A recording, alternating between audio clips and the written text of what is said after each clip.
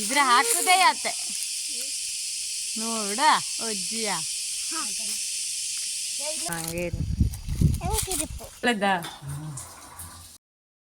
Hi hello ಎಲ್ಲರಿಗೂ ನಮಸ್ಕಾರ. ನಾನು Chaitra. Welcome to my channel. ನಾನು ಚೆನ್ನಾಗಿದ್ದೀನಿ ಮತ್ತು ನೀವೆಲ್ಲರೂ ಚೆನ್ನಾಗಿದ್ದೀರಾ ಅಂತ ಭಾವಿಸ್ತಾ ನನ್ನ ಇವತ್ತಿನ ಇನ್ನೊಂದು ಹಳ್ಳಿಯ ವ್ಲಾಗನ್ನು ನಾನು ಸ್ಟಾರ್ಟ್ ಮಾಡ್ತಾ ಇದ್ದೀನಿ. ನೋಡ್ಕೊಬರೋಣ, ಎಲ್ಲರೂ ಬನ್ನಿ ನನ್ನ ಜೊತೆ. ಆಲ್ಮೋಸ್ಟ್ ಈವ್ನಿಂಗು 5 ಗಂಟೆ ಆಗಿದೆ. ಇವಾಗ ಒಂದು ರೌಂಡ್ ವಾಕಿಗೆ ಹೋಗಿ ಬರೋಣ ಅಂತ ಹೇಳಿ ನಾನು, ನಮ್ಮ ಅತ್ತೆ ಮತ್ತು ನನ್ನ ಮಗ ಇವಾಗ ಇಲ್ಲಿ ಓಡಿ ಬರ್ತಾ ಇದ್ದಾನಲ್ವ, ಇವನು ನನ್ನ ಮಗನ ಅಣ್ಣ, ಅಂದರೆ ನನ್ನ ಭಾವನ ಮಗ ಆಗ್ತಾನೆ. ನಾವೆಲ್ಲರೂ ಸೇರಿ ಹೊರಟಿದ್ದೀವಿ. ಇವಾಗ ಹಾಯ್ ಮಾಡ್ತಾ ಇದ್ದಾರೆ, 3 ಜನ ಹಾಯ್ ಮಾಡ್ತಾ ಇದ್ದಾರೆ ಇವಾಗ. ಸೊ ನಾವಿಷ್ಟರು ಮತ್ತು ನಮ್ಮ ಜೊತೆ ಪಾಂಡು, ನಾವೆಲ್ಲರೂ ವಾಕಿಂಗ್ ಹೋಗೋಣ ಅಂತ ಹೋಗ್ತಾ ಇದ್ವಿ. ಮತ್ತು ವಾಕಿಂಗಿಗೆ ಹೋಗಬೇಕಿದ್ರೆ ಎಲ್ಲಾದರೂ ನಮ್ಮದೇ ಜಾಗದಲ್ಲಿ ಮತ್ತು ಗೇರು ಬೀಜ ಸಿಗುತ್ತೇನೋ ಅಂತ ತೊಗೊಬರೋಣ ಅನ್ನೋ ಪ್ಲ್ಯಾನ್ ಇಟ್ಕೊಂಡು ವಾಕಿಂಗಿಗೆ ಇವಾಗ ಹೋಗ್ತಾ ಇದ್ದೀವಿ. ನೇಚರ್ ಮಧ್ಯೆ ಈ ಥರ ಹಳ್ಳಿಲೆಲ್ಲ ವಾಕಿಂಗ್ ಹೋಗೋದು ಎಷ್ಟು ಖುಷಿಯಾಗುತ್ತೆ ಅಲ್ವಾ. ಫುಲ್ ತಣ್ಣನೆ ಗಾಳಿ ಬೀಸ್ತಾ ಇರುತ್ತೆ, ಫುಲ್ ಫ್ರೆಶ್ ಆಗಿರುವಂತಹ ನೇಚರ್ ಮಧ್ಯೆ ಹೋಗೋಕ್ಕೆ ಸಖತ್ತಾಗಿರುತ್ತೆ. ನೋಡಿ ಹೇಗೆ ಹೋಗ್ತಾ ಇದ್ದಾರಂತೆ. ಅದ್ರ ಜೊತೆ ಆ ಪಾಂಡನ ಜೊತೆ ನನ್ನ ಮಗ ಅಂತೂ ಓಡ್ತಾನೇ ಇದ್ದಾನೆ. ಒಬ್ಬರಾದ್ಮೇಲೆ ಒಬ್ಬರು ಓಡ್ಕೊತಾನೆ ಹೋಗ್ತಾ ಇರ್ತಾರೆ. ಇವ್ರ ಮಕ್ಕಳಂತೂ ಫುಲ್ ಎಂಜಾಯ್ ಮಾಡ್ಕೊಂಡು ಹೋಗ್ತಾ ಇದ್ದಾರೆ. ನೋಡಿರಿ, ಇಲ್ಲೊಂದು ದರೆ ಇತ್ತು. ಆ್ಯಕ್ಚುಲಿ ಇದು ಫುಲ್ ಕುಸಿದು ಬಿಟ್ಟಿದೆ. ಲಾಸ್ಟ್ ಟೈಮ್ ಮಳೆಗಾಲದಲ್ಲಿ ಕುಸಿದಿರೋಂಥ ದರೆ.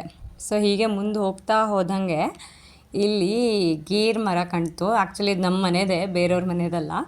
ಸೊ ಯಾಕೆ ಕೊಯ್ಕೊಂಡು ಹೋಗ್ಬಾರ್ದಲ್ವಾ, ಗೇರು ಬೀಜನ ತೊಗೊಂಡೋಗೋಣ ಅಂತೇಳಿ ಇವಾಗ ನಮ್ಮ ಅತ್ತೆ ಇಳಿತಾ ಇದ್ದಾರೆ ನೋಡಿ. ಅಲ್ಲೆಲ್ಲ ಒಂದು ಸ್ವಲ್ಪ ದರೆ ಥರ ಇದೆ, ಅಂದರೆ ಫುಲ್ ತಗ್ಗು ಪ್ರದೇಶ ಒಂದು ಕಡೆ ಸ್ವಲ್ಪ ಜಾಸ್ತಿ ಏರ್ ಪ್ರದೇಶ. ಅಲ್ಲೇ ಕೆಲವೊಂದಷ್ಟು ಬಿದ್ದಿದ್ವು ಈ ಗೇರು ಹಣ್ಣು. ನೀವು ಎಷ್ಟು ಜನ ನೋಡಿದ್ದೀರೋ ನಂಗೆ ಗೊತ್ತಿಲ್ಲ. ಗೇರು ಹಣ್ಣು ತಿನ್ನೋಕ್ಕೆ ಚೆನ್ನಾಗಿರುತ್ತೆ, ಬಟ್ ಎಲ್ಲರೂ ಇಷ್ಟಪಡ್ತಾರೆ ಅಂತ ಅಂದ್ಕೊಳ್ಳಲ್ಲ. ಅದೊಂಥರ ಒಗ್ರೊಗ್ರಾಗಿರುತ್ತೆ. ತಿನ್ನೋರು ತಿನ್ಬೋದು, ಬಟ್ ನನಗೆ ಅಷ್ಟೊಂದು ಪರ್ಸ್ನಲಿ ಆಗಿ ಗೇರು ಹಣ್ಣು ಓಕೆ ಅಷ್ಟೊಂದೇನು ಇಷ್ಟ ಅಲ್ಲ. ಬಟ್ ಅದ್ರ ಗೇರು ಬೀಜ ಇರುತ್ತಲ್ವ, ಅದು ಮಾತ್ರ ಸಖತ್ ಇಷ್ಟ ಆಗುತ್ತೆ. ಸೊ ನೋಡಿ, ಅವ್ನು ಕಲೆಕ್ಟ್ ಮಾಡ್ತಾ ಇದ್ದಾನೆ ಒಂದಾದ್ಮೇಲೆ ಒಂದು.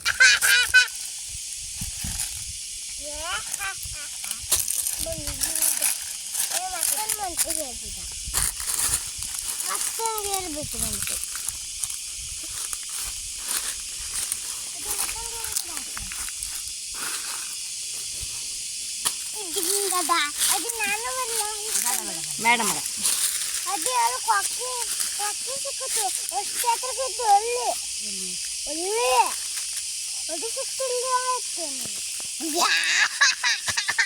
ನೋಡ ಅಜ್ಜಿಯ ಹಂಗ ಮರ ಹತ್ತುತ್ತದ್ದೋಳೆ. ಕೊಯ್ತಾ ಇದ್ದೆ ಅದು ಅದೇಯ ಇನ್ನೂ ಮೇಲೆ ಹತ್ತವನೇ. ಹಾಂ ತಡಿ ಅದನ್ನ ತೆಗಿತಿದ್ದೇವೆ. ಬೇಡ ದೇಯ.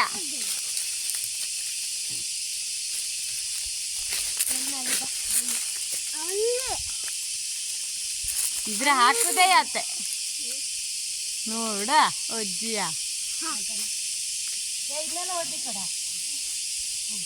ಎಲ್ಲ ಹದಿತಾ ಇದ್ದಿತ್ತು.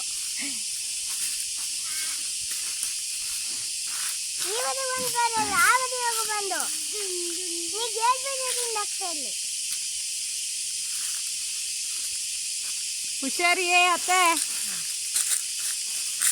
ನೋಡ ಅದನ್ನ ಯಾವ್ಯಾವ ಬದಿ ಹೊತ್ತಿಗೆ ತೊಗ್ತಾ ಇದ್ದೋಳು.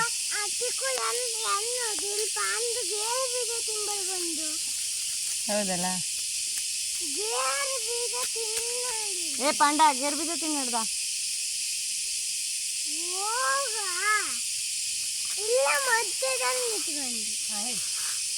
ದೇವಿ ಹಿಡ್ಕೊಳಕ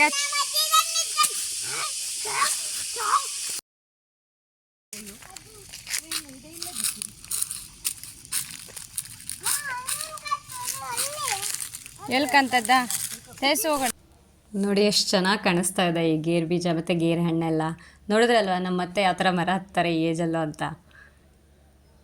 ನೋಡಿ, ಇವಾಗ ಒಂದಷ್ಟು ಗೇರು ಬೀಜ ಸಿಕ್ತು ನಮ್ಗೆ. ಆ್ಯಕ್ಚುಲಿ ನಮ್ಮದು ಮೇನ್ ಫೋಕಸ್ಸು ಗೇರು ಬೀಜದ ಬಗ್ಗೆ, ಗೇರು ಹಣ್ಣಿನ ಬಗ್ಗೆ ಅಲ್ಲ. ಬಟ್ ನಿಮ್ಗೆ ಯಾರಿಗೆ ಗೇರು ಹಣ್ಣು ಅಂದರೆ ತುಂಬ ಇಷ್ಟನೋ ದಯವಿಟ್ಟು ಅವರೆಲ್ಲ ಕಾಮೆಂಟ್ ಮಾಡಿ ತಿಳಿಸಿ. ಇವಾಗ ಆಲ್ರೆಡಿ ಒಂದಿಷ್ಟು ಗೇರು ಬೀಜಗಳು ನಮಗೆ ಸಿಕ್ತಲ್ವಾ, ಅದಕ್ಕೆ ಇನ್ನೂ ಸಿಗುತ್ತೇನೋ ಅಂತ ಸ್ವಲ್ಪ ಜಾಸ್ತಿ ಆಸೆ ಬಂದುಬಿಡ್ತು. ಅದಕ್ಕೆ ನಮ್ಮ ಬೆಟ್ಟದ ಕಡೆ ಹೋಗ್ತಾ ಇದ್ದೀವಿ ನಾವು. ನಮ್ಮ ಮನೆಯದೇ ಬೆಟ್ಟ, ಅದು ಸ್ವಲ್ಪ ದೂರ ಆಗುತ್ತೆ.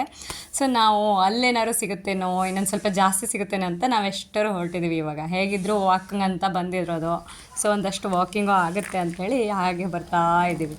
ಈ ನನ್ನ ಮಕ್ಕಳು ಇಬ್ಬರು ಫುಲ್ ಮಣ್ಣು ಆಡ್ಕೊತ ರೋಡಲ್ಲಿ ಕಲ್ಲು ಹೋಗಿತಾ ಈ ಥರನೇ ಮಾಡ್ಕೊಂಡು ಎಂಜಾಯ್ ಮಾಡ್ತಾ ಹೋಗ್ತಾ ಇದ್ದಾರೆ. ಸೊ ಇವಾಗ ನೋಡಿ ಬೆಟ್ಟದ ಕಡೆ ಹೋಗ್ತಾ ಇದ್ದೀವಿ. ಅಲ್ಲಿ ಇರೋದು ಈಗ ದಾಟ್ತಾ ಇದ್ದಾರಲ್ವಾ, ಅದು ಸಂಕ ಅಂತ ಹೇಳ್ತೀವಿ. ಹಳ್ಳಿಯಲ್ಲಿರೋರಿಗೆ ಎಲ್ಲರಿಗೂ ಗೊತ್ತು ಸಂಕ ಅಂದರೆ ಏನು ಅಂತ. ಬಟ್ ಸಿಟಿಯಲ್ಲೇ ಹುಟ್ಟು ಬೆಳೆದವರಿಗೆ ಮೇ ಬಿ ಗೊತ್ತಿಲ್ಲ ಅಂದ್ಕೊಳ್ತಾ ಇದ್ದೀನಿ ನಾನು. ಸೊ ಹಳ್ಳಿ ಜೀವನ ಅಂದರೆ ಹಳ್ಳಿ ಲೈಫು ಸಖತ್ ಖುಷಿಯಾಗಿರುತ್ತೆ. ಅಂದರೆ ಒಂಥರ ಎಂಜಾಯ್ ಮಾಡ್ಬೋದು ನಾವಿಲ್ಲಿ. ನೋಡಿ ಏನೋ ಮಾಡ್ತಾ ಹೋಗ್ತಾ ಇದ್ದಾರೆಲ್ಲ. ಅಜ್ಜಿ ಮೊಮ್ಮಕ್ಕಳು ಎಲ್ಲ ಫುಲ್ ಖುಷಿಯಲ್ಲಿ ಹೋಗ್ತಾ ಇದ್ದಾರೆ. ಇನ್ನೂ ಜಾಸ್ತಿ ಸಿಗುತ್ತೆ ಗೇರುಬೀಜ ಅಂಥೇಳಿ.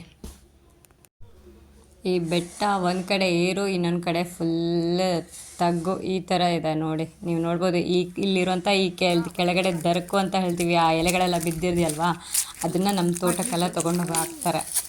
ಸೊ ಇವಾಗ ಹೋಗ್ತಾ ಇದ್ದಾರೆ. ಅಲ್ಲೊಂದು ಇದೆಯೇನೋ ಅಂತ. ಒಂದೇ ಮರ ಇತ್ತು, ಬಟ್ ಇಲ್ಲಿ ಎಷ್ಟೊಂದು ಸಿಕ್ಕೇ ಇಲ್ಲ, ಒಂದೋ ಎರಡೋ ಬೀಜ ಮಾತ್ರ ಇತ್ತು. ಎಂತ ಹಣ್ಣು ಮಗ ಅದು? ದಾಸಲ್ ಹಣ್ಣು.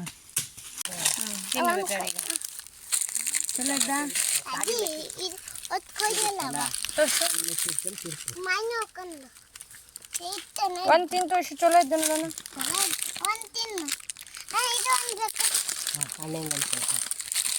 ಹೆಂಗಿದ್ದೋಣ ಚಲೋ ಅಷ್ಟು ಮುಂಚೆ ಬಂದಿಲ್ಲ.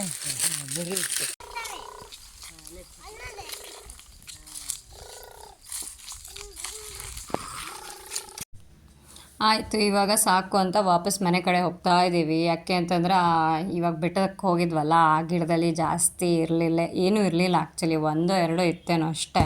ಸೊ ರಿಟರ್ನ್ ಬರ್ಬೇಕಾದ್ರೆ ಮತ್ತೆ ಮಣ್ಣಾಡ್ತಾ ಇದ್ದಾರೆ. ಫುಲ್ ಅವ್ರ ಅಂಗಿ ಚಡ್ಡಿ ಗಲೀಜು ಮಾಡ್ಕೊಂಡು ಹೋಗಿಲ್ಲ ಅಂತಂದರೆ ಅವ್ರ ಹೆಸರೇ ಅಲ್ಲ, ಆ ಥರ ಇದ್ದಾರೆ ನೋಡಿ.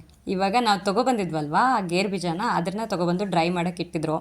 ಸೊ ನೆಕ್ಸ್ಟ್ ಡೇ ಇನ್ನೂ ಇದಕ್ಕೂ ಮೊದಲೇ ತೊಗೊಂಡಿದ್ದ ಗೇರು ಬೀಜ ಇರುತ್ತಲ್ಲ ಡ್ರೈ ಆಗಿರೋದನ್ನ, ಅದನ್ನು ತೊಗೊಂಡೋಗಿ ಒಲೆಯಲ್ಲಿ ಸುಡೋಣ ಅಂತೇಳಿ ಬಂದ್ವಿ. ಸೊ ನಮ್ಮ ಹಳ್ಳಿ ಕಡೆ ಗೇರು ಬೀಜನ ಒಡೆದು ಅದ್ರ ಒಳಗಡೆ ಬೀಜ ತೆಗೆಯೋದು ಇದೇ ಥರ ನೋಡಿ. ಅದು ಒಲೆ ಅಂತ, ನೀರು ಕಾಸಕ್ಕೆ ಇಟ್ಟಿರೋಂಥ ಒಲೆ. ಅಂದರೆ ನಾವು ಸ್ನಾನಕ್ಕೆಲ್ಲ ಹೋಗಬೇಕಲ್ವಾ, ಅದಕ್ಕೆ ಅಂತ ನೀರು ಕಾಸುವಂಥ ಪ್ಲೇಸ್ ಇದು. ಅಲ್ಲಿ ಕೆಳಗಡೆ ಬಿದ್ದಿರುವಂತಹ ಕಟ್ಟಿಗೆ ಅಥವಾ ಕಾಯಿ ಶಿಪ್ಪೆ ಅದನ್ನೆಲ್ಲ ತೊಗೊಬಂದು ಹಾಕಿ ಈ ಥರ ಬೆಂಕಿಯನ್ನು ಉರಿಸಿ ಸ್ನಾನ ಮಾಡ್ತೀವಿ ನಾವು. ಅದ್ರ ನೀರನ್ನು ಕಾಯಿಸ್ಕೊಂಡು ಸ್ನಾನ ಮಾಡುವಂಥದ್ದು. ಸೊ ಇವಾಗ ನಮ್ಮ ಅತ್ತೆ ಅದರೊಳಗಡೆ ಹಾಕಿದ್ದಾರೆ. ಈ ಥರ ಕೆಂಡದಲ್ಲಿ ಸುಡ್ತಾರೆ ಇವಾಗ. ಈ ಕೆಂಡದಲ್ಲಿ ಸುಡೋದಕ್ಕೂ ಸ್ವಲ್ಪ ಪ್ರಾಕ್ಟೀಸ್ ಎಲ್ಲ ಇರಬೇಕು. ಸುಮ್ಮನೆ ಗೊತ್ತಿಲ್ಲದೆ ಸುಟ್ಟಿದ್ರೆ ಅದು ಫುಲ್ ಕರಕಲಾಗಿ ಹೋಗ್ಬಿಡುತ್ತೆ, ಇಲ್ಲ ಅದು ಬೇಯೋದೇ ಇಲ್ಲ. ಸೊ ಇವಾಗ ನೋಡಿ ಹೇಗೆ ಗಾಳಿ ಹಾಕ್ತಾ ಇದ್ದಾರೆ ಅಂತ. ಇದೆಲ್ಲ ಪಕ್ಕ ಹಳ್ಳಿ ಕಡೆ ಮಾಡುವಂತಹ ಕೆಲಸಗಳು. ಸೊ ಸಿಟಿ ಕಡೆ 100% ಈ ಥರ ಏನೂ ನೋಡೋಕ್ಕೆ ಸಿಗಲ್ಲ. ಫುಲ್ ಚೆನ್ನಾಗಿ ಉರಿತಾ ಇದೆ ಇವಾಗ. ಇದನ್ನು ಯೂಶ್ವಲಿ ಮಳೆಗಾಲದ ಟೈಮಲ್ಲಿ ಮಾಡ್ತಾರೆ. ಅಂದರೆ ಬೇಸಿಗೆಯಲ್ಲಿ ಇವಾಗ ಆಗಿರುತ್ತಲ್ವಾ, ಈ ಬೀಜನ ತೊಗೊಬಂದು ಒಣಸಿಟ್ಕೋತಾರೆ. ಮಳೆಗಾಲದಲ್ಲಿ ಯಾವಾಗ ಬೇಕೋ ಎಷ್ಟು ಬೇಕೋ ಅಷ್ಟನ್ನು ತೊಗೊಳ್ಳೋದು, ಸುಟ್ಕೊಳ್ಳೋದು, ತಿನ್ನೋದು ಮಾಡ್ತಾ ಇರ್ತಾರೆ. ಸಖತ್ತಾಗಿರುತ್ತೆ. ಪೇಟೆಲ್ಲಿ ಸಿಗೋ ಕ್ಯಾಶ್ಯೂನಟ್ದು ಟೇಸ್ಟೇ ಬೇರೆ ಆಗಿರುತ್ತೆ. ಈಗ ನಾವು ಮನೇಲಿ ಈ ಥರ ಮಾಡ್ಕೋತೀವಲ್ವ, ಇದರ ಟೇಸ್ಟೇ ಸ್ವಲ್ಪ ಡಿಫ್ರೆಂಟ್ ಆಗಿರುತ್ತೆ. ಬಟ್ ಇದು ತುಂಬ ಅಂದರೆ ತುಂಬಾ ಚೆನ್ನಾಗಿರುತ್ತೆ. ಸೊ ನೋಡಿ ಇವಾಗ ಆಲ್ಮೋಸ್ಟ್ ಬೆಂದಿದೆ. ಸೊ ನಮ್ಮ ಅತ್ತೆ ಇದನ್ನು ಹೊರಗಡೆ ತೆಗಿತಾ ಇದ್ದಾರೆ, ಕೆಂಡದಿಂದ ಹೊರಗಡೆ ತೆಗಿತಾ ಇದ್ದಾರೆ. ಇವಾಗ ಇದನ್ನು ಮೇಲ್ಗಡೆ ನೋಡೋಕ್ಕೆ ಫುಲ್ ಕಪ್ಪಾಗಿದೆ. ಬಟ್ ಇದನ್ನು ಒಡೆದವಾಗ ಸಖತ್ ಸರಿಯಾಗಿ ಬೆಂದಿರುತ್ತೆ ನೋಡಿ ನೀವು. ಇವಾಗ ಆಲ್ಮೋಸ್ಟ್ ರೆಡಿಯಾಗಿದೆ. ಇನ್ನು ಇದನ್ನು ಒಡೆದು ಅದ್ರ ಬೀಜ ತಿನ್ನೋದೊಂದೇ ಬಾಕಿ. ನೋಡಿ ಎಷ್ಟು ಚೆನ್ನಾಗಿ ನೀಟಾಗಿ ಕುತ್ಕೊಂಡು ನಮ್ಮ ಅತ್ತೆ ಒಂದೊಂದೇ ಹೊಡಿತಾ ಇದ್ದಾರೆ. ಓಪನ್ ಮಾಡಿದರು ಇವಾಗ. ಒಂದು ಫಸ್ಟನೇ ಇದು ಓಪನ್ ಆಯಿತು ನೋಡಿ, ಅಲ್ಲಿ ಕಾಣಿಸ್ತಾ ಇದೆ ಅಲ್ವಾ.